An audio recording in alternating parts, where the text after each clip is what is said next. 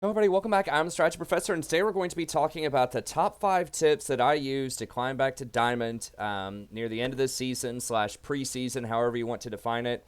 So I just want to share some of this with you to hopefully help you improve your game as you're practicing in the preseason and then as you improve going into Season 9 as well.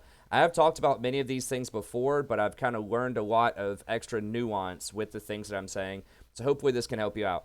So I'm not going to claim that everybody can get diamond by doing these things, but I will guarantee you that you will gain quite a lot of elo if you're able to practice and do these things and make it happen.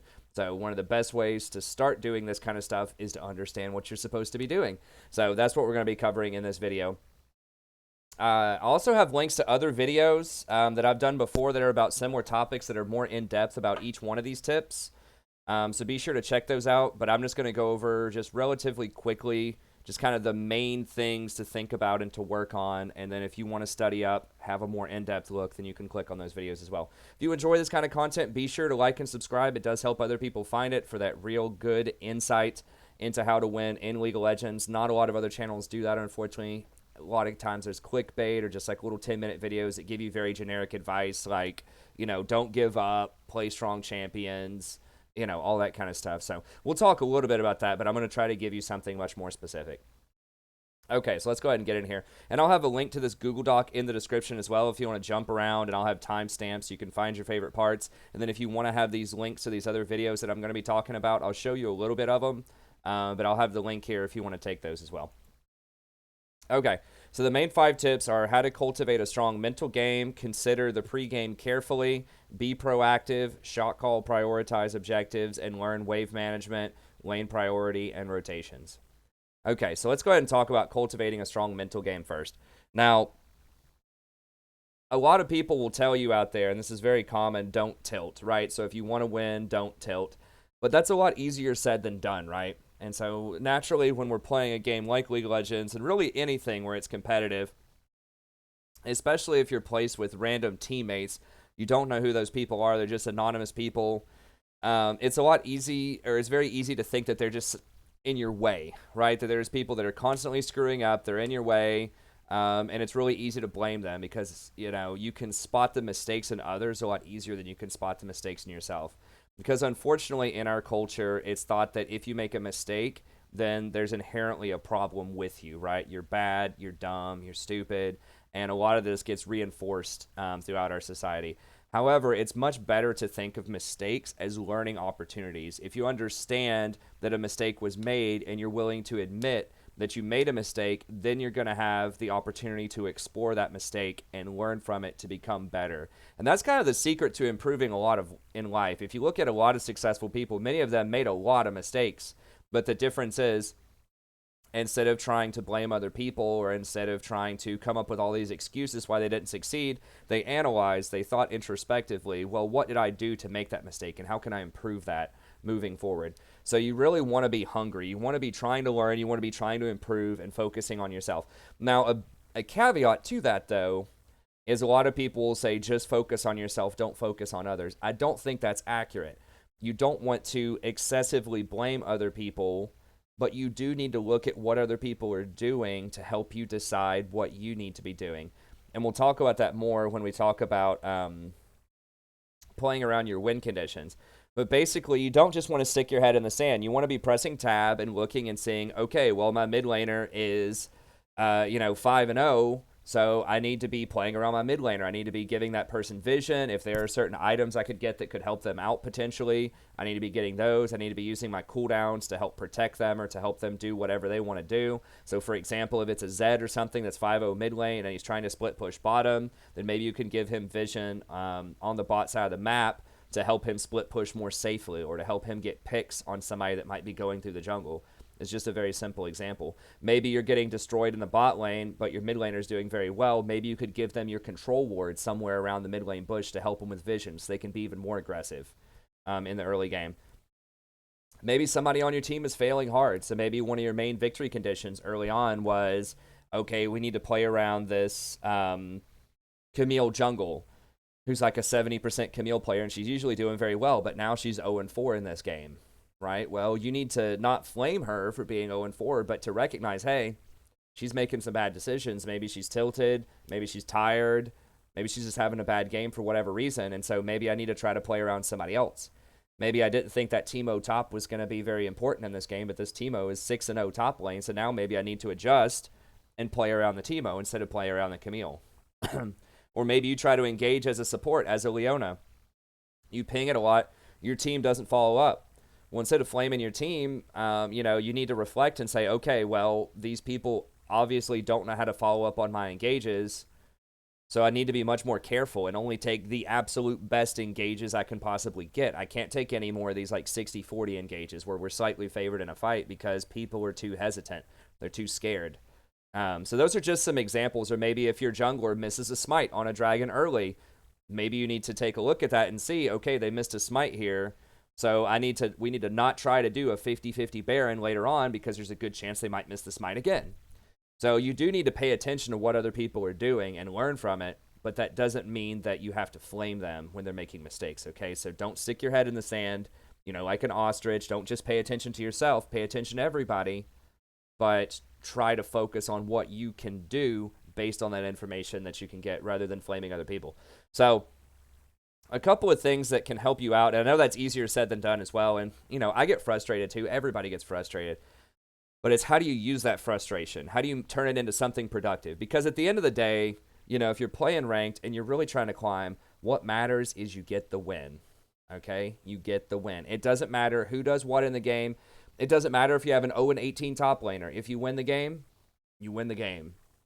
Aside from people flaming and, unsportsmanlike behavior and stuff like that, you should report that after the game if it's, severe enough. But in general, your goal should be to win. Right? It's not to prove that you're right. It's not to prove that you're good and everyone else sucks. At the end of the day, if you want to climb, it's all about winning. And sometimes that means you have to carry people that fail. In fact, that should happen a lot. We'll talk about that here in just a little bit. Actually, we'll talk about it right now. That was my second point. You should be the best player on your team. If you're currently Silver 3 and it feels like everyone else is worse than you in your games, why are all these people bad? That's how it should feel. Because you should be better than them. Because if they were just as good as you wouldn't be climbing anymore. You would be sort of at a stasis moment, right? You would just be sort of even with everyone else.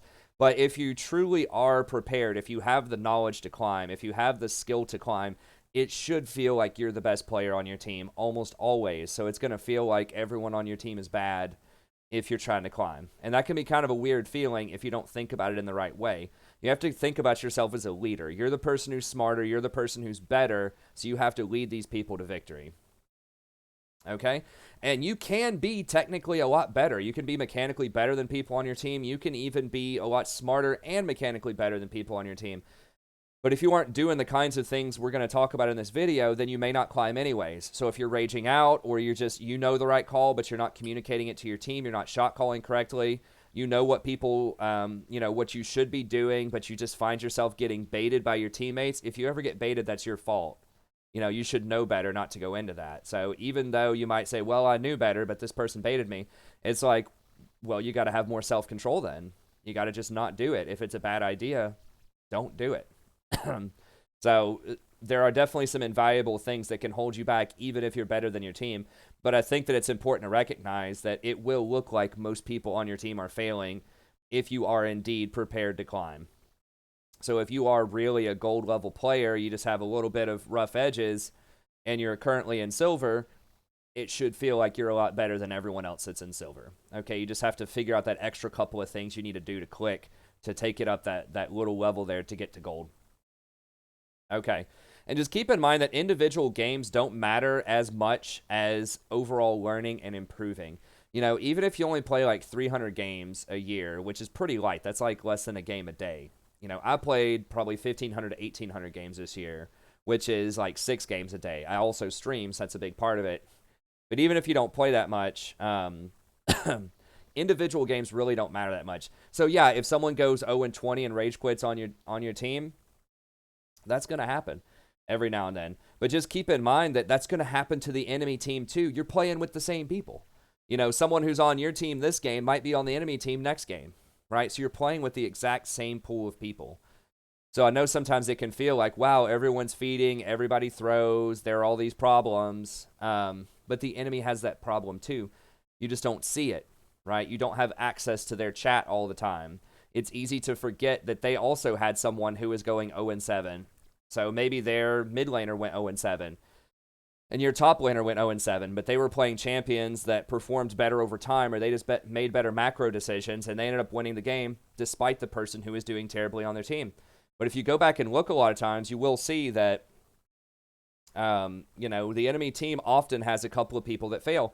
So if you think of each position as relatively a coin flip of sorts, because you're just having random people that are in silver, it's more predictable than a coin flip, and we'll talk about that here in a second when we talk about considering the pregame. But even if you think about it like that, like everyone else is 50-50, even if you win your position every single time, if you outperform the support, or if you're a jungler and you outperform the jungle every time, there's still going to be a decent chance that 2 to 3 people on your team fail, right? So if each other role is about a coin flip, according to matchmaking, then there's a high probability that of those 4 people, at least 2 of them are going to fail. It's going to be extremely rare that you get a game where every single person on your team outperforms every single person on the enemy team. So just remember, that's normal. And that's not that it's bad game design or bad matchmaking. It's just bad perspective on an individual to not understand that it happens to other people too. Just very myopic. It's just looking at your own very limited point of view and not trying to expand your sort of your perspective to understand it's happening on the enemy team as well. And how can you exploit that, right? How can you take advantage of the weak people on their team and play around the strong people on your team? So it's important to recognize that perspective. Another thing that you can do is the mute all feature. Now, I have changed my position on this. I used to be a very heavy advocate for not muting people, and my justification for that, I think, was a good justification in that I said you needed to be the peacekeeper. You needed to try to talk people off the ledge. You needed to say, hey, let's chill, guys. We can win. Or, please play the game. It's okay. Don't AFK, things like that. But I found that even though I wasn't getting that mad per se, if people weren't flaming me directly, if they were just, making up excuses or flaming each other, it was distracting. It was breaking my focus, and I just got tired of dealing with the stupidity a lot of times, the tomfoolery, the top laner saying, GG, jungle's bad, when they get solo killed in lane 3 times. Or, the mid laner trying to blame me for, my support roaming up on them when I ping it. Or, just any number of other things. People just constantly blaming other people for whatever. Just mute all. And the reason some people have said, well, why mute all? Why not just mute that one person? Because other people will respond to that person. And I just don't even want to think about it. Maybe the jungler's arguing back against that top laner. And it just gets me just thinking, man, that's really dumb. Why doesn't this person take responsibility? That's very frustrating. All that stuff. So just mute all. It's just a distraction. It's annoying. Even if, like I said, I don't feel tempted to flame people or they're not directly flaming me, I still just mute them, because the fact of the matter is 99% of useful information can be communicated with pings. You can ping back, you can ping on the way, you can ping people's portraits, you can ping your cooldowns, you can ping everything these days pretty much. So the only thing that's useful in chat are just pleasantries most of the time, right? Just saying, good job. Great roam. Thanks, man. Something like that. You can still type that. If you have everyone muted, you can still type good job and things like that, and they'll still see it, I'm pretty sure. They can still see your chat. You just can't see theirs. So if you want to exchange some niceties, that's fine. But very rarely do people add extra strategic information that can't be communicated with pings. Something that you might need to communicate is to say something like, Camille split top, or, let's bait them here, or whatever. You can ping assist ping to get that. But I think communicating that someone needs to split push or something like that can be helpful, but you can still type that, right? Whatever the response is from the enemy team really doesn't matter that much. Honestly, if you're making the right call, if you're confident in your calls, just say hey, Camille, go split, and then just ping that. And then she either does it or she doesn't, right? So you don't need any back talk from her most of the time. So that's the thing. It's occasionally, yeah, maybe there's some useful information getting exchanged in chat, but most of the time, it's 99% of the time, you can communicate it with pings, and anything that's said in chat is just not going to be something useful that you can't communicate with pings. So I would just mute all. I don't start every game with mute all. I give people a chance, you know, because occasionally they do say nice stuff. But if people start, you know, complaining a lot, then I will mute all. Okay, a final thing for this section is radical responsibility. So take responsibility for everything. Right? You know, you could say my bad, even if they screwed up or whatever. Say my fault, say my bad. And just think about, okay, you got baited. Is there a way you could have not been baited? Could you have just not fought that? How could you have positioned differently to not die? Was there a different way you could shot call that? Is there, like, were there some signs that indicated they were about to 4-man bot? Could you have just left the tower and not died? Right? Could you have warded better? Could you have noticed that they were going to pop level 6 before you?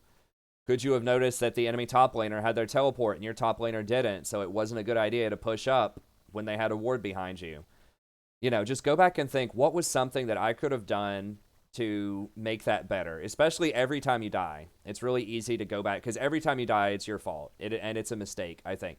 There are some times where it's noble to have a good sacrifice and things like that, but most of the time there's a way you could not die. So start off with the presumption that every time you die it's a mistake, and then think about how could you have not died.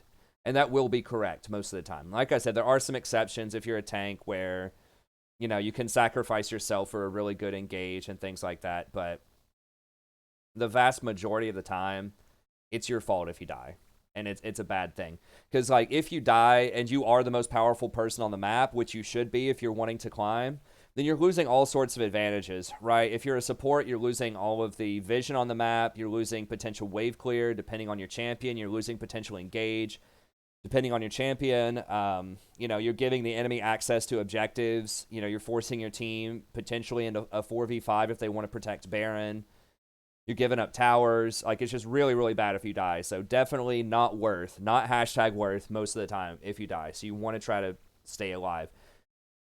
Now, you don't need to play so safe that you're not taking any risks or you're not harassing in lane or anything like that. But you do need to try to take responsibility, especially on deaths, and think, is there a way I could have still been effective? I could have still been proactive and not died. Okay. And then just take control of what you know, try to control whatever you can in the game. Do your shot calling, you know, be as proactive as you can be, which we'll talk about here in a second. But sometimes you're just going to lose, and that's okay. Like we talked about before, sometimes there are just going to be some teams that just go 0-20 or whatever, and there's just no way you could possibly win that game. That's just going to happen. You know, if you look at challenger level play here, we look at like the leaderboards, for example, top people in NA, you know, some of the highest win rates up here, 51%, 53%. You might find some 58. You know, you might find a couple of 63s. You notice you're not going to find any 90%ers here. Up in what would be Challenger. Right now it's Master because the Challenger thing is kind of goofed up. With the preseason. But you'll notice the vast, vast majority of people, especially people who have like over 300 games, are going to be somewhere between like 50 and 55%. And, you know, maybe there's some between 55 and 60, but 50 to 60%. So even near the top end, even some people who are going to have like a 60% win rate, that still means they're losing 40% of their games. So these are like the best people in solo queue right now, you know, in North America by ranking, and they still lose a lot of games. There's a lot of games they lose, and they're the best, right? And so keep that in mind, that even if you are a good player, even if you are making the right decisions, you're still just going to lose some games. And that's just how it goes. Unless you're playing against people that are significantly weaker than you, unless you're like smurfing, you know, you're a diamond level player playing in silver or something like that, then you can have a really high win rate. But if you're playing against people that are relatively close to your skill level, you know, then you're just going to lose some games. That's important to keep in mind. Now, I have a whole video about this as well if you're interested more in kind of the psychology of how to cultivate a strong game and how to overcome sort of the luck factor of solo queue. Some of the major things I was just talking about is you are the common factor in all of your teams. Everyone else are random people, but you can control yourself.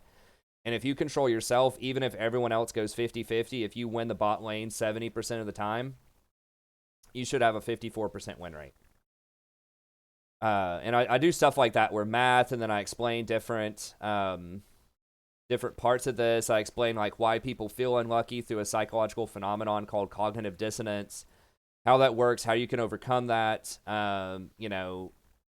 Fallacies like affirming the consequence, talking about that, hasty generalization. So we talk about a lot of kind of psychological, philosophical stuff. Why sometimes solo queue feels bad, why we always want to avoid responsibility whenever there's a mistake, and just really dispel this concept of luck. It's possible to be unlucky in an individual game or two, but it's not possible to be unlucky over the course of an entire season. Your rank is what you earned over the season. So if you're interested in learning more about that, be sure to click on that video, check it out. Okay, next part. Consider your pregame carefully. So first of all, play champs that you know how to play. Now, this is going to depend person to person and also champ to champ. But don't play champions where you don't think you're giving yourself a high chance to win in ranked, okay? Now, this assumes that your goal is to actually win ranked. It is okay to not want to climb, to just say, I want to have some fun and just have some decent competition, but I'm not really looking to climb, right? And so if you just like playing a whole bunch of different champions or playing a bunch of for fun champions and things like that, and you're okay with that, that's okay. You can play the game however you want. I do think there are some, for me at least, moral considerations for other people in your game. Even if you have a lot of fun playing something like Teemo Jungle and you don't care if you win or not, just keep in mind that there are 4 other people on your team that are probably very interested in winning if they're playing ranked. And it's definitely something to consider, whether or not you think it's okay to play something that you're not going to have as high of a chance of winning on versus somebody else. At the same time, if you are basically a one-trick, so let's say you one-trick Draven and you have a 60% win rate on Draven, if you get tired of Draven, you're just bored, you've played 800 games on it, and you just want to play something fresh, want to play something different, you shouldn't feel morally obligated to play your best champion every single game as well, because at the end of the day, you need to have fun. It is a game. Most people aren't trying to go pro. So I think you need to find some middle ground between those extremes. Don't feel like you have to be pressured into playing your best champ every single time. But at the same time, I would highly recommend that you consider the feelings of other people in your game and try not to play something where you don't believe you have a reasonable chance of winning just because it's fun. Now, people might disagree with me with that. Some people might say, well, I can play whatever I want. It's my game. I just think that ethically, morally, it's important to consider the feelings of other people because it's a team game. If you're playing StarCraft one-on-one or something like that, and you want to go with this really goofy, off-meta build and, whatever, or you're just playing some other, like, single-player game, and you want to do something crazy and lower your chances of winning, okay, it's your game. You do whatever you want, But when you're playing with other people, I think you do have some obligation to them to try to put a good effort forward. So once again, you don't have to play what they tell you to play. If they say, hey, we have to play a tank, pick a tank, and you just feel like Zyra is a good pick there, you can pick Zyra. Or maybe you've been practicing Sona a little bit lately in normals and you want to try out Sona and it looks like a good spot and they're like, hey, don't play Sona. You can still play Sona, But I highly recommend playing something where you have a good chance to win if you want to improve. And when you're learning champions, do it in normals, do it on the PBE, maybe even do it in flex queue if you want something semi-competitive.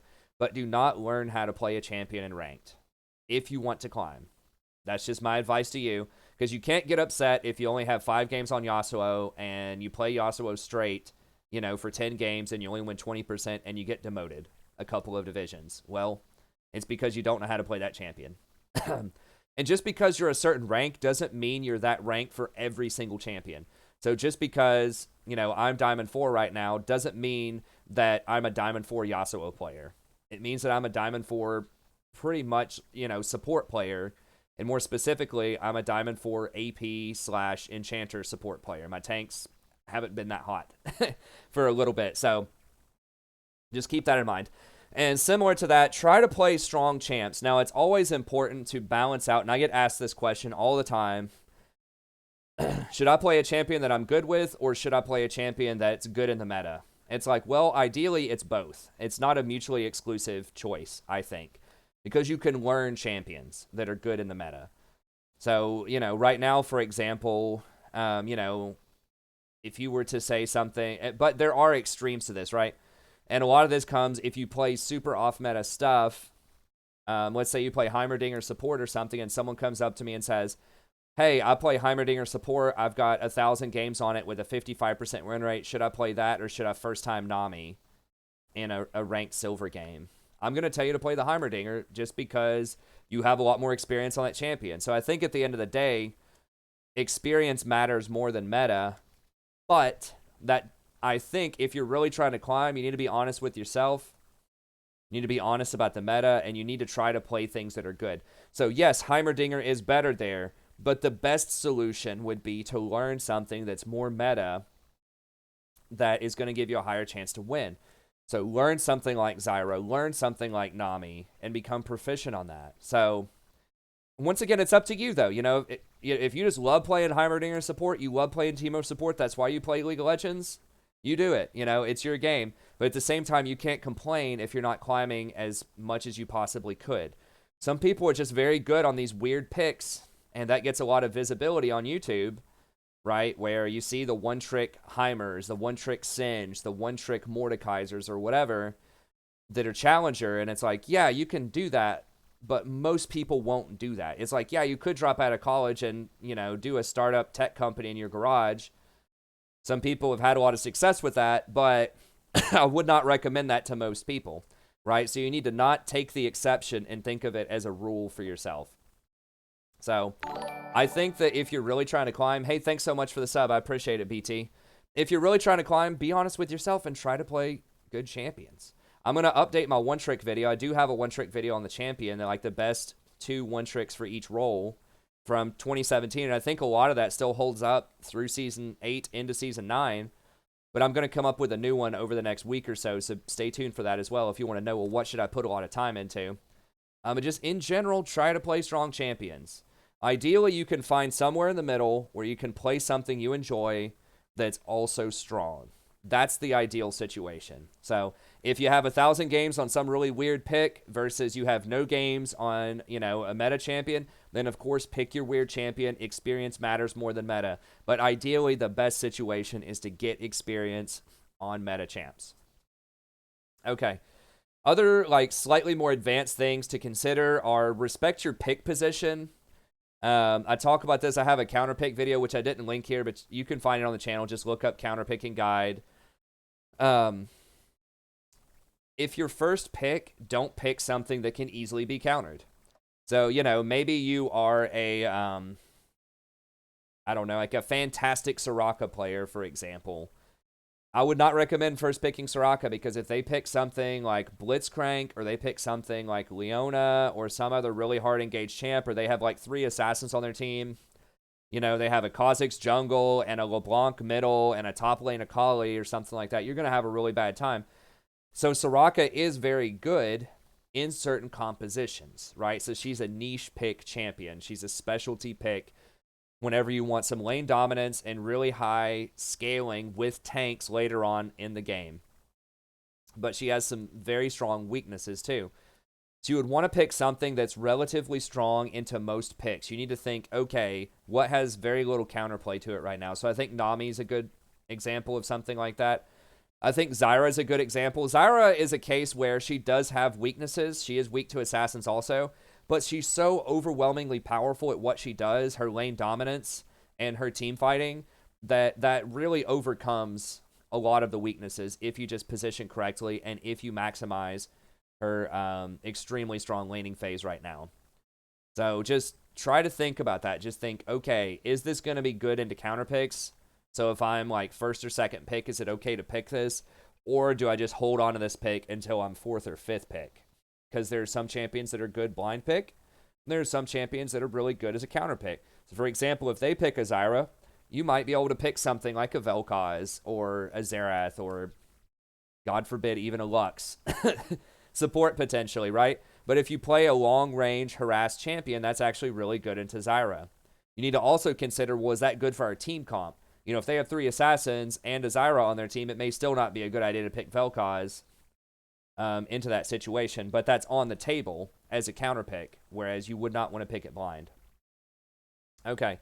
Use optimal items and runes. So you really need to learn this. I think a lot of what holds people back, especially in like iron, bronze, silver, and even into gold, and I've even seen it into platinum some, is people just don't know the correct items and runes. People just pick really weird stuff that just really doesn't make a lot of sense. So you need to familiarize yourself with this. And there are a lot of tools out there. I have several guides on the channel that'll talk about runes, that'll talk about items. I'm going to be updating those guides for Season 9. But, you know, u.gg is a pretty good tool. Now, this takes the aggregate from a lot of different... I'm not even sure what the ELO ranges are here. But this is a pretty good place to start. It's not always 100% correct, though. So I can talk about Zyra here just really quickly. So, you know, this is kind of built on an old build with the Comet, Mana Flow, Transcendence, Scorch. But I really don't think this is entirely optimal for a couple of reasons. Number one, it's maxing Q, which I think is really weak because you want to have your harassment tool, or not your harassment tool, that is your harassment tool, but you want to have your all-in tool.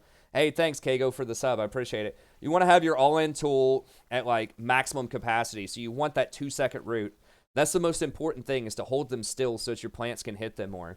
And right now, particularly, you want to get Morellonomicon early because you want to have, because the early game matters so much. So this build is okay with the Rylai's, but that's really kind of more of a mid-game build because, like, the components kind of suck, right? So Blasting Wand, you know, Ruby Crystal and Amp Tome aren't really that great, and then you have to wait until you finish the Rylai's. So Rylai's doesn't come online until the 2600 to finish it, versus something like Oblivion Orb comes online and is much stronger at 1500 gold, and then you get a nice power spike when you have Sork Boots plus Oblivion Orb.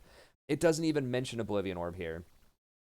So, you know, as you get more experience, as you become a stronger player, and I play a lot of Zyra, by the way, so I am very used to trying out all of these different things. And that's what I'm talking about is, you know, whenever you get a lot of experience on a champ, you need to be willing to learn and to try out different stuff as well and to understand when you need to adapt. But this is a good tool for most champions most of the time, a good place to start thinking. Another really good tool is Pro Builds. We can look at Zyra again here on Pro Builds.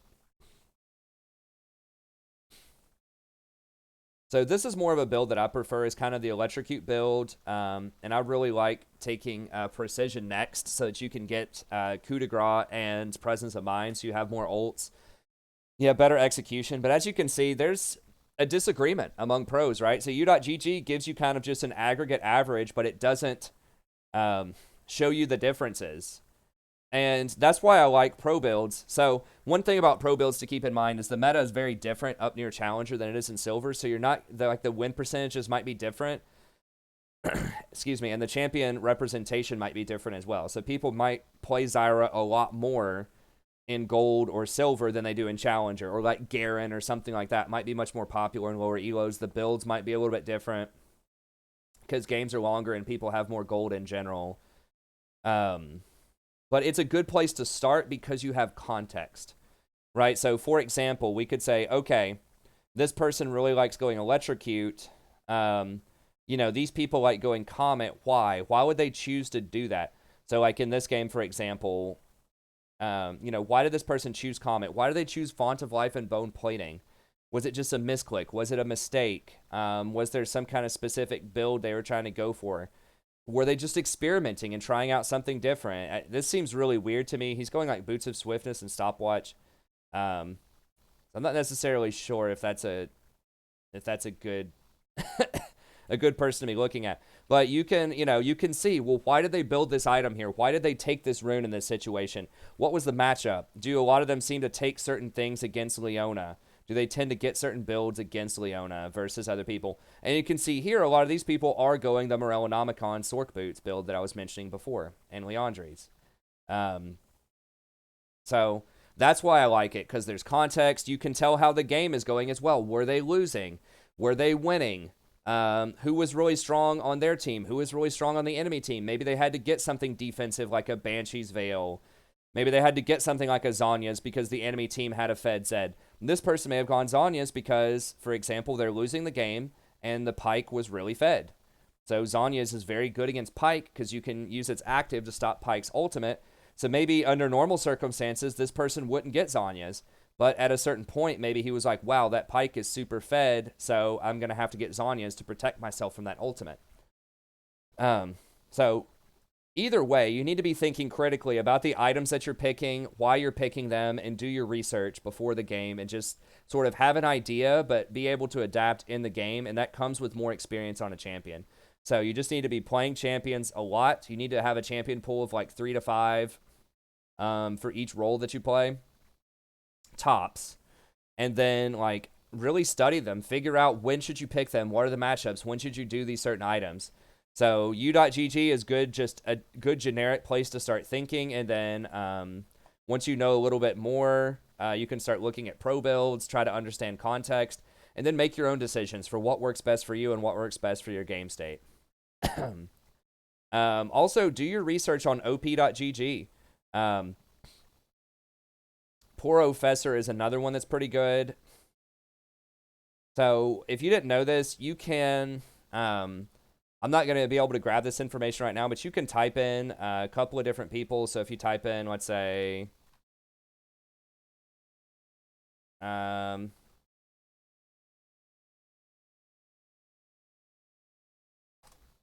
you can copy paste this stuff out of you copy paste this out of your champ select. So whenever it says such and such joins the lobby, you can just scroll up like this. I do this on stream all the time. You can just scroll up, copy, and then paste it in here. And then this gives you information about people on your team. Now, you're not doing this to flame people. You're doing this for informed information. Think of this as kind of like poker. Would you try to make a decision in poker if you never looked at your cards? Right? So if you're playing Texas Hold'em, would you try to figure out whether you want to make a bet or whether you want to make a call or pay the blinds or whatever if you never looked at your 2 cards? If you're just like, okay, I've got 2 cards, sure, I'll go ahead and bet into this. Most of the time not. You're going to lose a lot if you decide to do that in poker, right? Especially if other people are looking. So just consider it like that. You're just looking at your hand. You're just trying to see, okay, I just want to see what we're working with here, if it's a good idea for me to play this game. And so if we look here, you can see people's main champions. So you might see something like, okay, with this person, they're 80 carry. This person's also 80 carry, so one of them is likely going to be auto-filled. Can this person still function even if they're auto-filled? Can this person function even if they're auto-filled? And just see what they're good on. So you can see, okay, are they first-timing a champion? They have no idea how to play. Are they playing a role they don't know how to play? Are they playing a champion they're really good on? So maybe they're playing something that looks a little off-meta. You're like, I'm not sure about that. Maybe they're playing like Yorick top lane or something. But you see, okay, well, he has 800 Yorick games and he's 65%. So we'll go ahead and give him a pass on that, right? Versus, maybe they're playing a really meta champion. Maybe they're playing something like Akali, someone who's really strong. But you look and you see, okay, they're 0-3 on Akali. That's all they've played her. Then you might say, I don't know. And so there's not an exact science on when you should dodge and when you should stay in the game. But you should definitely consider dodging if it looks really sketchy. So, if there are multiple people that are auto-filled, or there are people that are first-timing champions, or there are people who have, like, significantly low win rates on champions, right? So if you have someone who's, like, 35% on a champion that they're auto-filled on, where they only have, like, 3 games, if there's, like, a couple of people like that, you should probably dodge. Now, I do have an entire video on dodging, if you want, where I talk about this.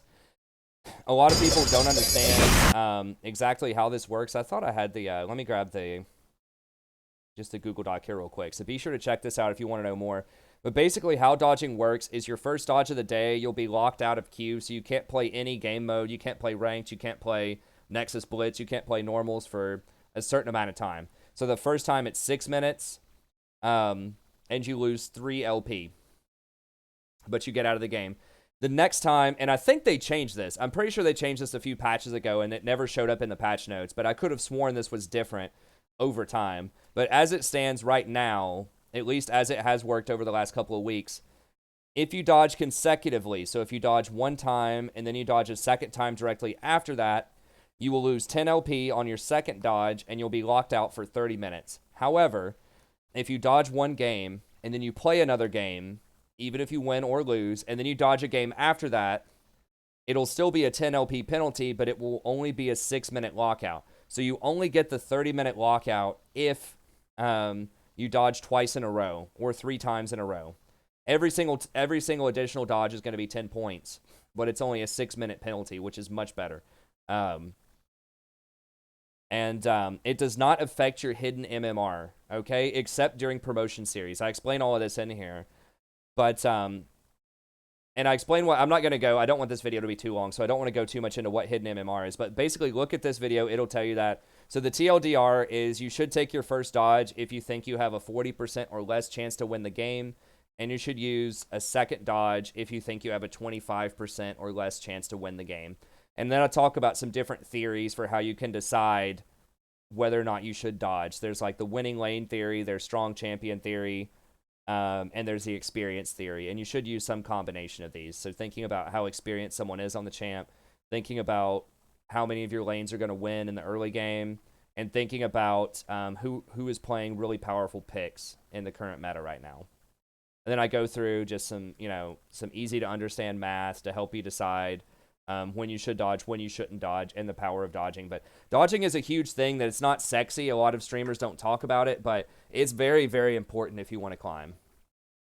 So be sure to check that video out. It'll give you a lot more information about that. Once again, I don't want this video to be too long. It'll probably already be an hour, but I want to try to keep it, I don't want it to be a 3-hour video. So just check that out if you're interested. Okay. So just consider the pregame. Play champs ideally. Respect your pick position. Think carefully about counter picks. Research and build optimal items and runes. Research your teammates and make informed decisions about whether or not you should play that game or whether or not you should dodge. Okay, another tip is be proactive as number 3 here. So you need to be doing stuff on the map. You can't just be in chill mode. You can't just be in autopilot is what people call it.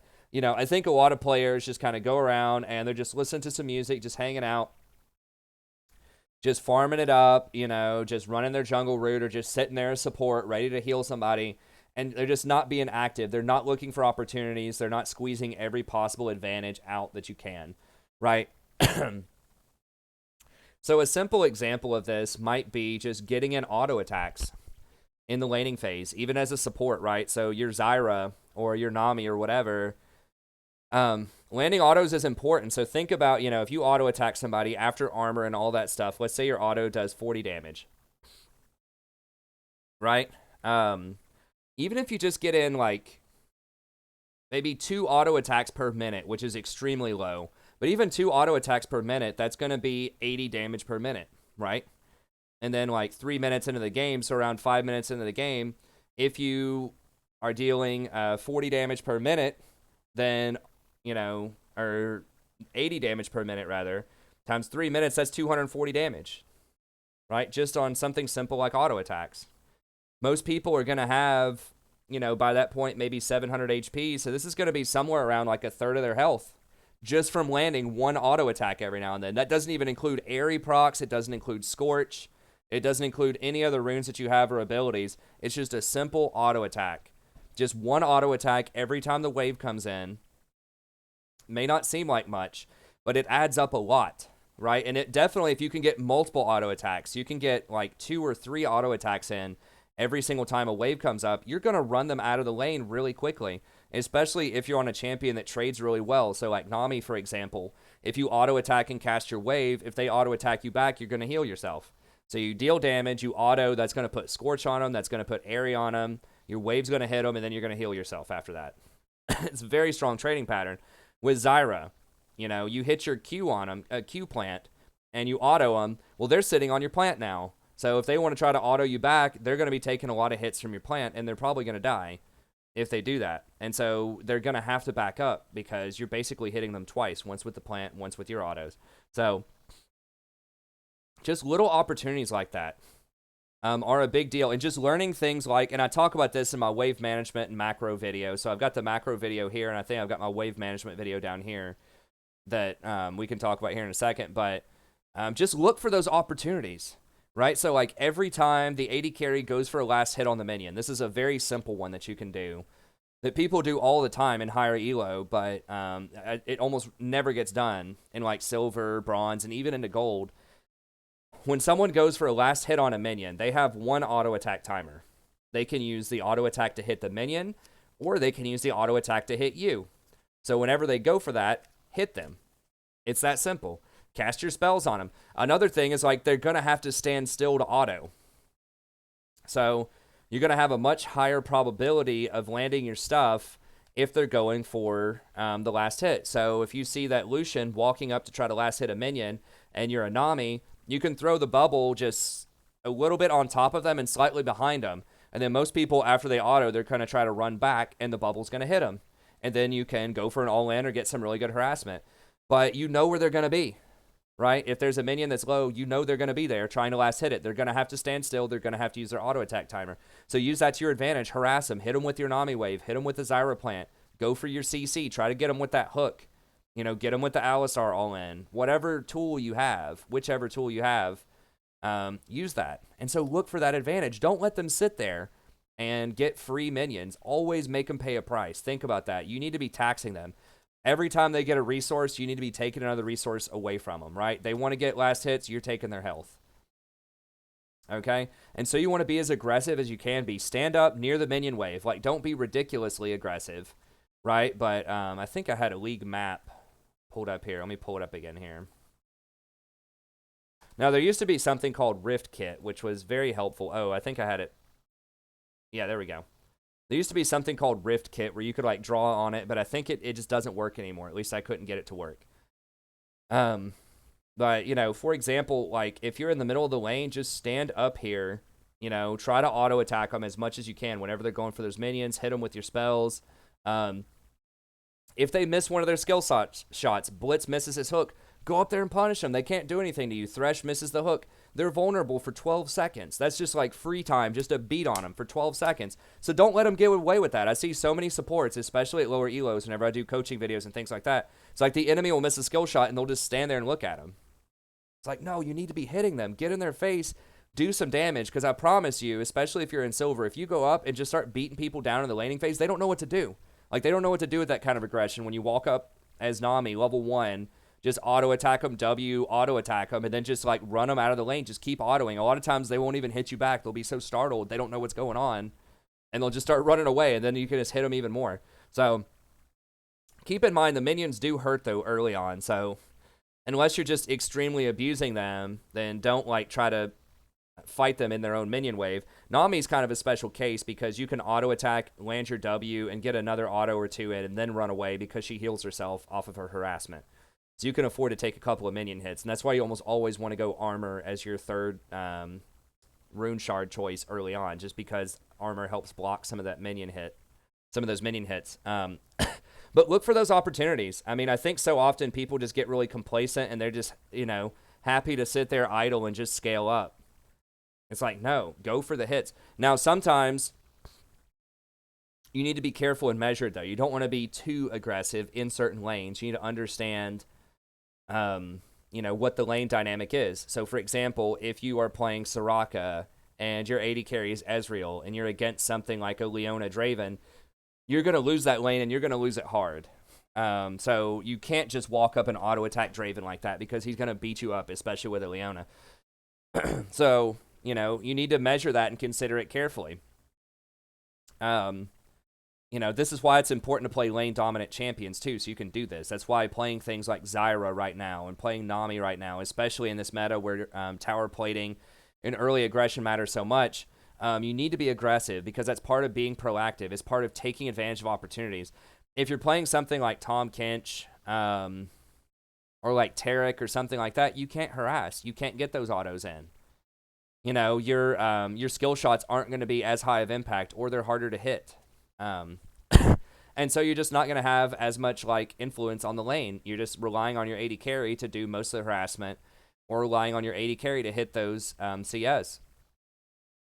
Sometimes as Zyra, you can 1v2 the lane. So even if your person is auto-filled and can't hit any CS, maybe they only get 50 CS by 10 minutes, if you can harass the enemy AD carry enough and they only hit 50 CS per minute, that might be a win just because you have neutralized your weak player, right? You've taken this person who might be like a 30% Vayne player on your team, and you've made them actually competitive in this game because you're being proactive, you're harassing, you're covering for them, you're making it difficult for the enemy to CS, and so they can't get a lead on your AD carry. Would it be nice if your AD carry could actually last hit?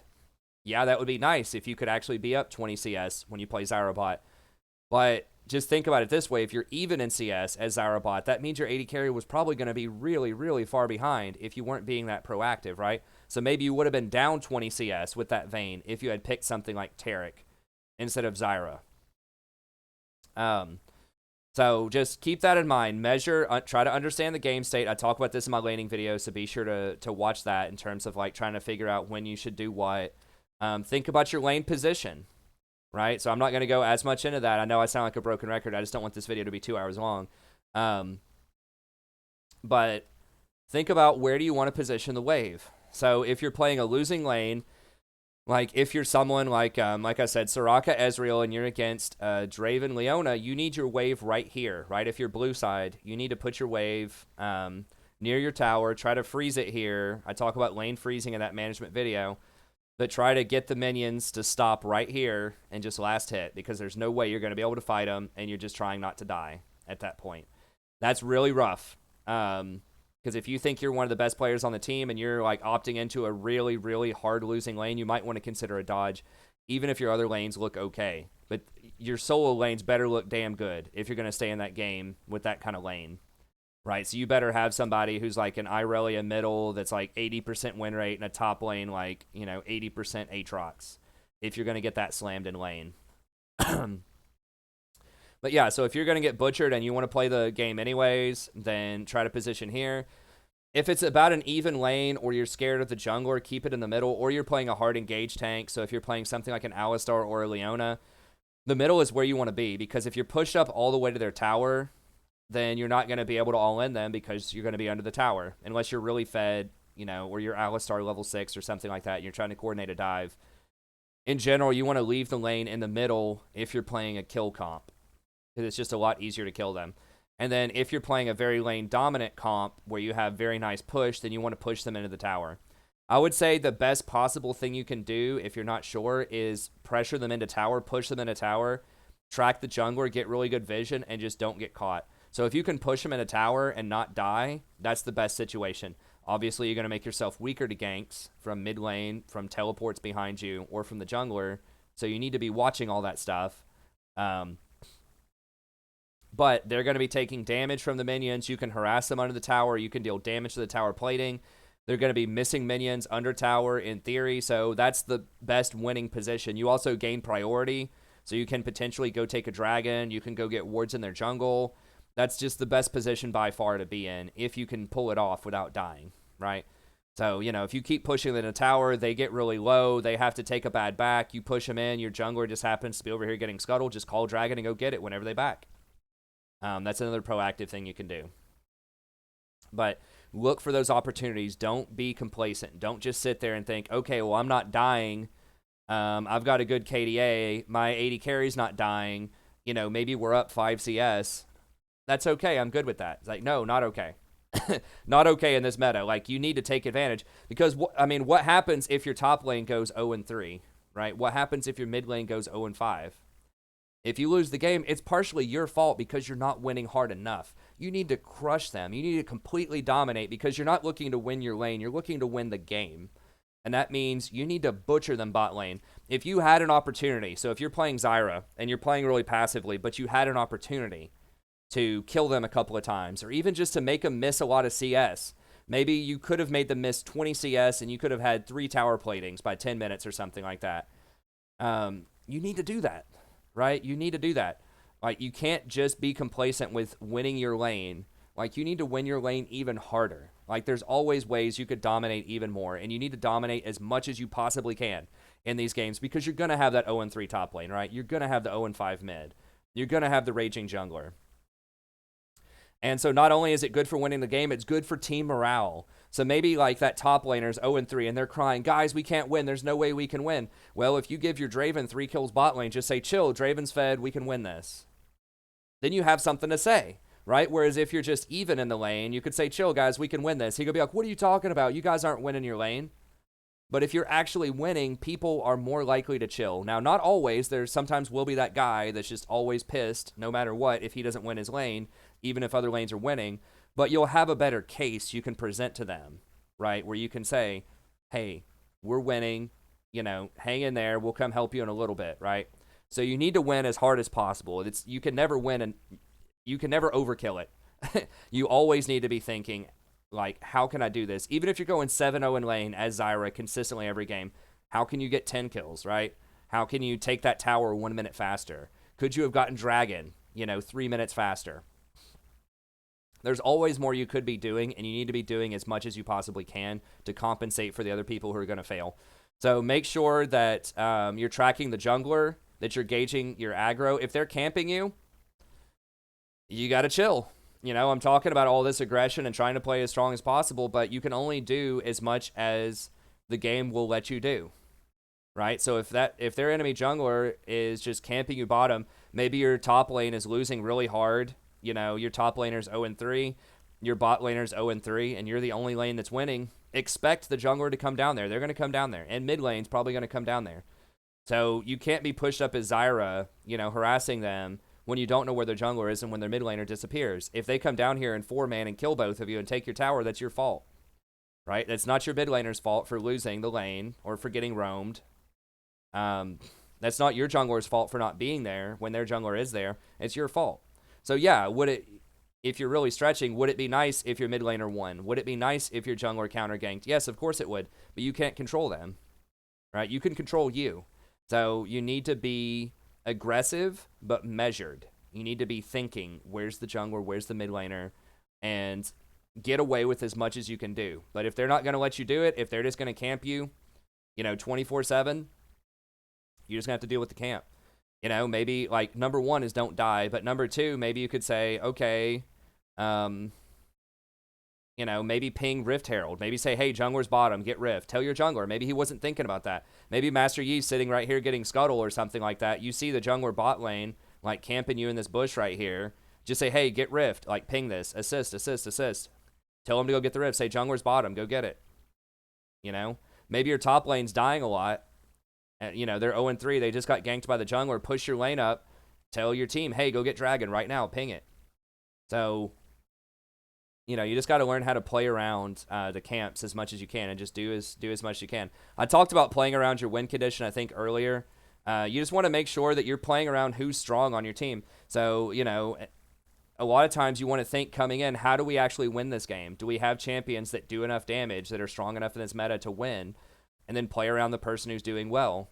So maybe, like, you don't do very well bot lane. Maybe you're playing, like I said, Ezreal Soraka, and you're getting dumpstered by Draven Leona. You do a good job of not dying, but maybe you're down 40 CS, and you have a top lane, Irelia that's 5-0. Try to play around that Irelia. So if she's trying to split push up here, maybe she gets first tower and she's trying to split, give her some wards. Drop a ward in here if you can. Drop a ward over here. Try to put pressure somewhere else on the map. Maybe start warding around Dragon. And, if you see her split pushing up here and they can't beat her one-on-one, just don't fight the enemy team. Just ping your team back. Say, don't fight, don't fight, don't fight. Let Irelia split. So just figure out how to win around that. Maybe your mid laner is doing very well. Maybe they're 5-0. You're getting dumpstered bot lane. Maybe you could put your control ward in this bush for them to help them out. Maybe you could drop a couple of your wards around them. Maybe you can't safely ward in your area because they just keep sweeping it because you have no control over the zone because you're getting camped and just spanked. But maybe, you could grab mobility boots early and then just walk over here and ward for the mid laner. So that way, like, they'll at least know if your bot lane is roaming up there, or they'll know, that they're free that the jungler's not there so they can be aggressive and push their advantage, right? So just think about that. Just think about who's strong, who's weak, and play around them as much as you possibly can. And on the flip side, think about the enemy team. Who's weak on the enemy team? So if they have a 5-0 Irelia, don't go fight her. Don't roam top lane, even if your Teemo's crying, your Teemo's 0-3, somebody help me up here, I'm getting destroyed by this Irelia. Don't go up there, because she might be able to 2v1 you, right? So if you have a choice, can I go help this 0-3 Teemo, or can I go help this 5-0 Kassadin? Go help the 5-0 Kassadin. Go make your strong people stronger, make their strong people weaker. Don't fight them. Try to pick fights. If the 5-0 Irelia doesn't have TP and you see a good opportunity around Dragon, the rest of their team is there, go fight them. Go fight the rest of their team.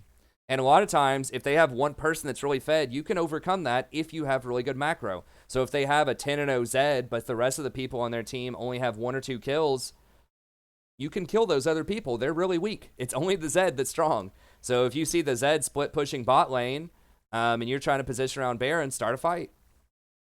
So just pay attention to that and just play around your strength and try to exploit their weaknesses as much as possible. If you want to know more about macro, how to do that, how to play around strength and things like that, be sure to check out the macro vid. I've got that linked up for you right there. Okay, last couple, and then we'll call it here. Shot call and prioritize objectives. So this is something that I talk about all the time in coaching videos. You need to communicate a lot with your team. You can do that even if you have them muted with pings, right? So first of all, you need to learn the correct decisions. And some of this, you can learn by watching things like my macro video or watching my stream. I try to communicate like what I think we should be doing. I do make mistakes sometimes. Obviously, I'm not perfect, but I do try to explain what I'm doing from a macro sense. Some other streamers do that too, but I don't see that happening that much in a lot of streams where people really explain the macro. And so just try to learn, like, what should you be doing in these different situations? Should you be going for dragon? Should you be going for towers? In general, if you get wave priority, you need to look for the easiest objective you can do that's going to be low risk, high reward, and do it. So, for example, if like the bot lane has to back, their team backs first, right? They're pushed in, your jungler's on the bot side of the map, ping dragon a lot, and just go over there and get the dragon. If you don't ping it, your team might not get it, and then that's an advantage that you sacrificed. But even though you didn't kill them in bot lane, you can still go get stuff. You can go get the dragon. You can help your jungler get the scuttle. You might be able to steal their blue if it just spawned. You might be able to go get Rift Scuttle or go get Baron. You win a team fight. You have 3 people left. You press tab. Maybe you can go get a tier 2 tower or something before you back. Just try to get whatever you can that's going to be relatively safe. But constantly be looking for that. Constantly try to find those opportunities and communicate that with your team.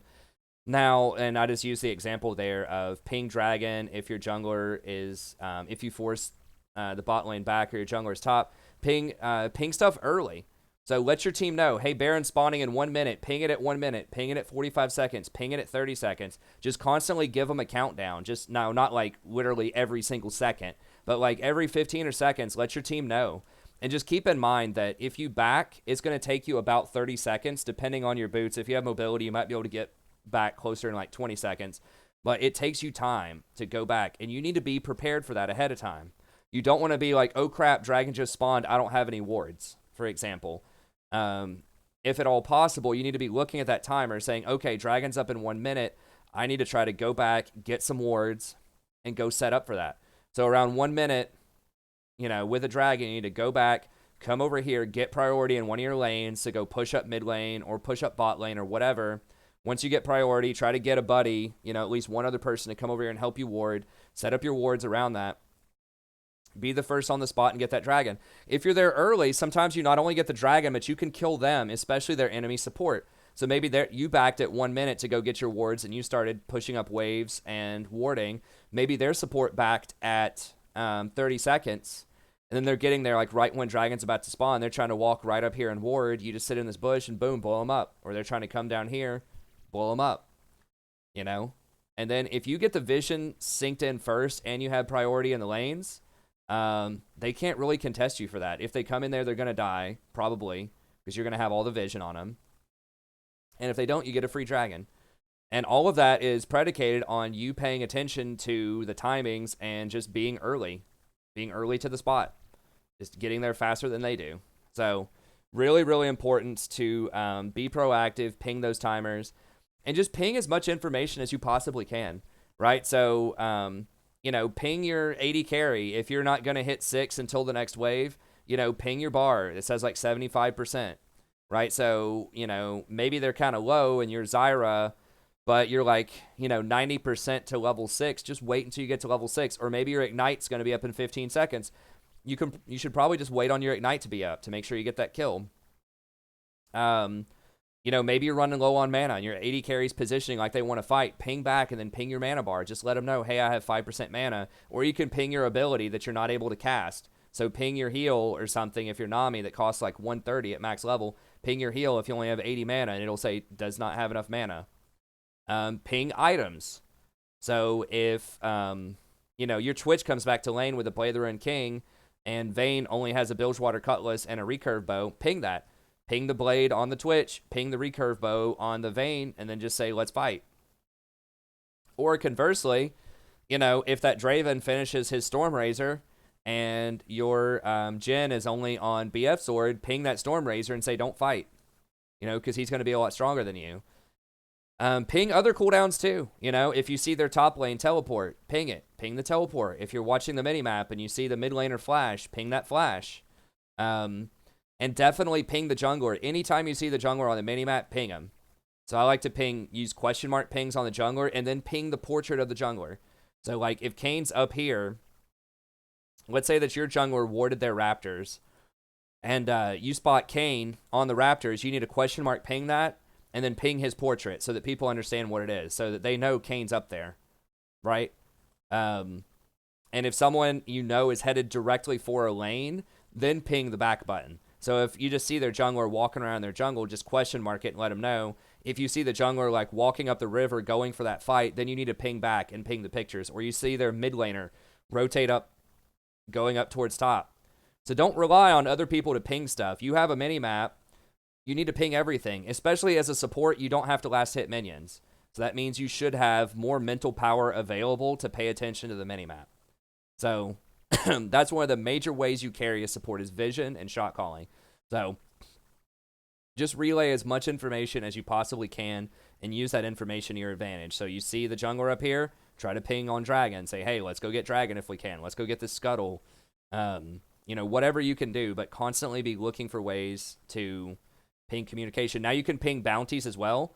So if the bot laner gets a couple of kills on you guys and he's worth 600 gold, ping his bounty. Maybe they'll get the jungler to come down there. Ping the flashes. Someone flashes in your lane, ping that. Ping warded. If your jungler is walking down the river, ping that this is warded. You have to individually keybind that. I have it on my mouse wheel, but you can just go into hotkeys and you can find warding and warded ping with the eye that shows up on there, the red eye. Just let them know that it's warded so they don't waste their time. So if they're walking down here, you ping it's warded, they might say, okay, well, I'm just going to go over here and do raptors or something instead. Or I'm going to try to go around this way, or maybe I'll go around this way and blast plan over. So just try to give them as much information as possible. If you have a ward, this is similar. Oftentimes it's helpful to hold a control ward until your jungler is going to show up. And then when they're showing up, then use it. So maybe your jungler is coming up lane, go ahead and use your control ward in this bush. See if you can go ahead and clean that out. And then when they get up here, they're going to be in a better position. So just constantly try to communicate as much as you possibly can. Ping those MIAs, even for other people. Ping the jungler, ping CDs. Choose vision carefully. Remember, you only have up to 4 wards, and you should always have 4 wards on the map. You should be buying lots of control wards. I say 1 control ward every 5 minutes on average is pretty good. But just think carefully, where's the next point of interest? So if Dragon's showing up here in 1 minute, for example, and your top lane for whatever reason, maybe for some reason your AD carry wanted to switch over to top lane even though Dragon's spawning soon, which is a macro mistake, I think. Don't drop all of your wards over here. Don't ward this and then go, oh crap, Dragon's coming up in a minute. We got to rotate down here. We're going to be late. Or, if Baron becomes the major point of interest, there is no Dragon, then you might want to consider carefully whether or not you should drop your wards down here or whether you should drop your wards around Baron. So one thing to think about is if you have a split pusher bot lane, it might actually be worth it to drop your wards here to help your split pusher with vision, right? But you might want to save, so maybe use 2 wards here to give some vision for your Zed that's split pushing, but then maybe you save 2 wards over here. You need 1 here and 1 here, and then a control ward for the Baron. Or even better, you can sweep the Baron pit and then put your control ward in the river if you're trying to get serious control. Because a lot of times people try to ward over these walls, or they might try to get cute and ward here. There's a really popular spot where people try to, evade sweepers if they don't have very good control of the area. So, In general, I would say you need to save at least 2 wards if Baron is up to devote to Baron. And if you're on red side, I would ward here and here. If you're on blue side, I would ward here and probably like right here. Maybe here. It's a little bit harder to ward it if you're on blue side going for red. But I think that like warding here and then warding something that's going to like see this area is very helpful. And then sweeping some of this stuff away.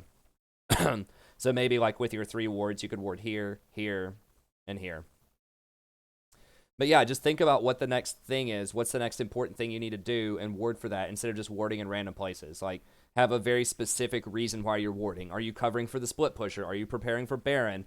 Are you trying to set up a bait? Maybe the red buff is about to spawn and you want to set up a bait. So you ward here. Or maybe you want to like try to contest this bush and you put a pink ward in here and just sit here for a little bit because you know they're going to be coming over for Raptor soon. Just think very carefully about where you're putting your vision and make sure you have a reason why you're doing what you're doing. Okay. And then finally, wave management, and that's going to be it. I don't want this video to be too long, but I did want to give you some actual details and not just, repeat everything else that you hear in the other, 5 tips for diamond videos. Learn wave management, get priority, and rotate. I think this is one of the biggest things that I've learned kind of this iteration of going through Platinum is wave priority. Now, I talk a lot more about that in this video, so be sure to check that out. But in general, waves matter a lot. And this is something that I think people in Platinum and lower just really don't understand. Very, very few people understand wave priority and why it matters. Now, wave management in the laning phase, I think people understand that to an extent, maybe starting in gold or so. But what that means is sort of what I talked about earlier, where you want to position your wave according to what type of lane you have. Are you an all-in comp? Okay, you need it in the middle. Are you a high-pressure comp? Okay, you can push them in a tower. Are you in a heavily losing lane? Okay, you need to be safe. Other sort of caveats to that might be every time you kill somebody or force them to take a bad back, you need to push into their tower to deny CS. Don't let them, because if you don't push it all the way into the tower before you back and it stops right here, then they have a freeze on you. So then if you're winning the lane, they might want to try to freeze it here. The worst thing that can possibly happen to you is they freeze outside of their tower, and they're matching you in wave clear so that you can't ever push them into tower, and they just get to free farm right there. That's one of the worst things possible, because then you're not really gaining a lot of advantage, and you're getting a lot of risk. So it's high risk, low reward if you're not able to push them in. So you want to make sure you have that set up. Another nice trick is if you have a staggered back as a support. So let's say that your AD carry backs at an inopportune time. Maybe they stayed for 1 extra wave to make sure they get a BF sword, but the enemy team is back whenever they back. So maybe the enemy team backs, they buy, your AD carry greeds and stays for 1 more wave, then they take a back early. Enemy team returns to the lane. You need to stay to get that experience in gold because you don't want that to go to waste. And so you can try to hold them, sort of stall them from pushing in, and then you try to freeze it right here before you back. And so you try to get the wave right here as much as possible, and then go ahead and back. So you can thin it out. If you're Zyra, you can use your plants to tank a little bit of it. You can kite the wave up here a little bit to sort of position it until your next wave is going to crash right here. So that's a little bit advanced, but if you're going to back, the best thing you can do is try to freeze it right here so your AD carry can stand here and CS safely while you go buy your items and get back over here. So that's really good if you have a staggered back. Like I said, if your AD carry backs, but you have to stay, and then you have to back shortly thereafter, that's really where you want to put it. Now, they can, in theory, still die here. If they push out and they're not paying attention, then they can still die. But that's going to set them up for success. It's going to give them a safer position, potentially in the lane. Okay, other things, though, you need to get wave priority in... before you go get any objective, you need to get wave priority. A really simple mantra to follow is just always push middle before you do anything. So you're wanting to go get vision around Dragon, you want to go get vision around Baron, just push up the middle. Just make sure it's up. Ideally, someone else is getting that farm. So your AD carry or your mid laner or something's going to get the farm. So if your mid laner's right here running up here, don't kill everything as Zyra. Just wait on them. But if people are running around, so maybe you're going mid as Zyra to catch a wave that's coming in, but you have 3 other people that are already top lane, and you have 1 other person bot lane, just go ahead and push it up as Zyra. Don't try to just rotate up here. That's another thing, is sometimes on rotations, I think people misjudge the rotation. If you're going to be too late, okay, so be it. do something else. Primarily push a wave. So if I'm Zyra and I just walked up right here, like maybe I just went to go buy an item, and I'm coming back, running back up the mid lane, and then a fight breaks out like over here around top side, and I know there's no way I'm going to get there fast enough before the fight goes off, but I'm right here. I can just go ahead and clear this wave, push it up into this tower, and then I can maybe rotate over here and like set up some vision or something in this area. But just always try to push the wave before you do anything. Even if you have, I see this is kind of a mistake a lot too, like even if you have inhibitor down, some people will say, okay, let's immediately go to this side lane instead of pushing this up because the super minions are going to naturally push. It's like, yeah, they do to an extent, but you want them pushing faster, right? So like ideally you'll have one or two people up here like pushing out this top wave. You go push in mid wave. Usually a good place is like push it past their tier 1 tower. So just push that super minion wave to where it's going right here, and then rotate over and get this, because they're going to have one or two people over here, and then you're going to be able to more cleanly push into here. So even if there are supers in a lane, don't like follow the supers all the way into their base, but push it past the river if you can. Especially if you're waiting. Like if people just take random bad backs, or like you just got Baron, for example, and like your wolves are, someone's jungling the wolves, or someone's over here getting scuttle, or just random crap. Like tell your team to get here, but then while you're waiting on them, just push the wave up and wait. So now the reasons why you push the wave, you might think, well, why does it matter? Who cares? It's just a couple of CS. Well, there's a few reasons for it. Number one, it's going to give you some gold, but the more important reasons are it gives you vision. So when there's a wave that's pushed up to a tower, it's going to let you know that there's someone at that tower potentially, so it gives you more vision of the map. And you're forcing them into bad decisions. So either they go there and they get the CS, and then you know where they are because you have vision of them, and then you know you're clean to go get a fight. So if someone is catching a wave in the mid at the tier 2 tower, and you see a couple other people around here, you know if you have numbers, if you have like 4 people here and they have like 2 people, you know it's going to be a pretty good fight because you know where their person is, right? You know that they have somebody wave clearing mid, so you can afford to engage and fight because you're probably going to have the numbers. Whereas if you didn't push that up, if you just let this wave go here and then you try to invade over here, you have no idea where anyone is. You can't really start the fight because they could have 5 people there. You have no idea where anyone is. But if your waves are pushed up, someone's going to have to go catch it, and you're going to get information on someone on the map.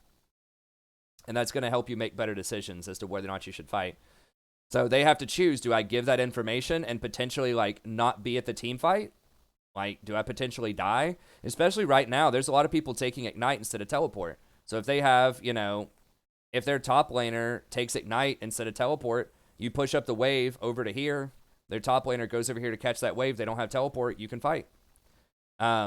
Also, if you win a fight and the wave is pushed up, you're already prepared to get an objective. So if you push this wave up to here, you win a fight right here, then you're ready just to rotate right over. The minions are already almost on the tower. Just pop right in and get it. Versus if you left the wave down here, you win a fight over here. Now you have to go all the way back, clear up those minions, and it'll take you an extra, 20 or 30 seconds to wait on the next minion wave to crash into the tower. Versus if you already had those minions up, you won the fight, you could get this tower and then probably the next tower as well. So it gives you vision. It allows you to make good decisions, to fight uneven fights, so that you're going to have a numerical advantage. And it prepares you to get objectives, and it puts damage on towers. If they don't go get those minions, then they're losing gold, and they're also taking chip damage on the towers. So all of this is really, really important, and it's not very obvious. It seems really simple. Oh, it's just these little minions. Who cares? It's a very, very big deal. I mean, pro players base their entire strategies on where the minions are. If you go watch this interview from Zeyzal, I think it was Beyond the Rift, where they had Zeyzal on there. He was talking about the entire strategy about how they turned it around at Worlds was they just changed how they prioritize minion waves. Now, they did something very radical. They were talking about Koreans always catch the wave over anything and prepare the waves, and that's how Korea was so dominant for so long. They tried to next level that, and they would occasionally let some waves go in order to get really good baits and to cause more chaos. Even though they were giving up some gold and experience, by letting some of these waves die to towers, they were gambling and they were allowing people to, they were allowing their team to catch people off guard. So instead of, Zazel kept talking about like people catching the wave middle, like the Koreans catching the wave middle, and then they were able to like dive top and get a kill or something like that. So a lot of professional League of Legends is based around what do you do with minion waves? Are you going to catch them, which is the standard wisdom, and that's like the safer option? Or are you going to try to do something more risky, let them go, and try to get surprise fights? But either way, the moral of the story is minions matter dramatically.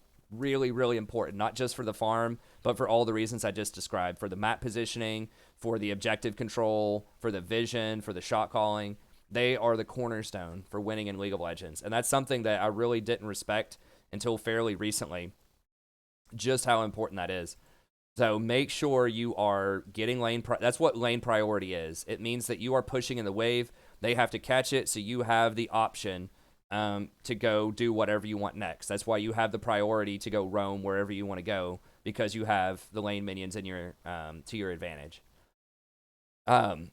So yeah, push the minions whenever it's appropriate. If you want to know more about it, check out this video. I talk about it more. Pay attention to CDs. So pay attention to flashes. Try to exploit vulnerabilities. If like mid lane doesn't have a flash, you can rotate there. If your lane doesn't have flashes, you can rotate there. Try to get your team to help you secure objectives.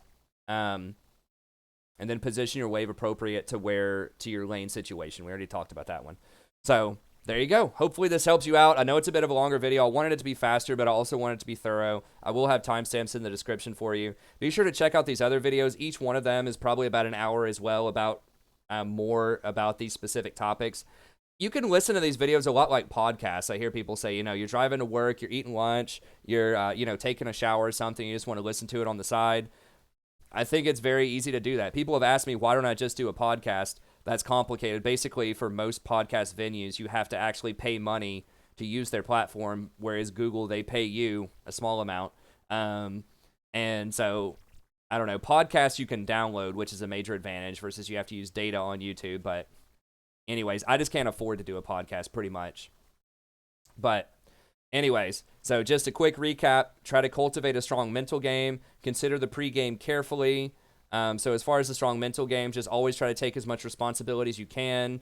Always think about what you could do better, but always consider what everyone else is doing in the context of what you could be doing better. So don't just stick your head in the sand, but try to take into account everything that's happening in the game and look carefully at your decisions. Consider the pregame, so make sure you're on point as far as your build goes. Try to play champions that you know how to play. Do your research. Not only for your own champions, but also for your allies, and heavily consider taking dodges if you're severely disadvantaged in a game. Be proactive. Look for those opportunities. Sneak in those extra auto attacks. Really exploit people when they're trying to go for those last hits on minions. If they miss skill shots, go fight them. Take advantage of every opportunity you can possibly get. Play around your win condition. Identify how are you actually going to win this game. Try to, mitigate your weak people. Don't play around them. Exploit the enemy's weak people. Do not play around their win condition, right? Don't play their game. Play your game. So keep that in mind. Shot call and prioritize objectives. You should be pinging everything. Think of your pings as a resource. You have 8 pings every, 15 seconds or so. You need to really be using those to convey as much information as you possibly can to your team to help them make good decisions. A lot of people know a good decision when they hear it, but they may not necessarily come up with that idea on their own. So if you ping Dragon, for example, when the bot lane is backed, your jungler might say, hey, that's a good idea, I'll go do it. But maybe they wouldn't think of it beforehand because they're just chilling, listening to music, just getting the scuttle crab. Maybe they're not even paying attention to what's going on bot lane. So, a lot of people will follow your pings more than you think. Now, some people won't. Some people will be very stubborn, but you'd be surprised. The power of suggestion is very, very strong, particularly if it's a good call. Because people can recognize the good calls. Like I just said, they just may not think of it on their own. And then finally, wave management. Get lane priority. It is supremely important. Watch this video. Understand how to manage your wave in the lane appropriately. And then before you go do any objective or do anything really, get wave priority. Push them in. That'll make it safer for you to get vision. That'll make it safer for you to do things like bait Baron, for you to start fights. Just super, super important. Okay, that's going to be it. Thank you very much. If you enjoyed the content, be sure to like and subscribe, and I'll see everyone next time. Have a good day.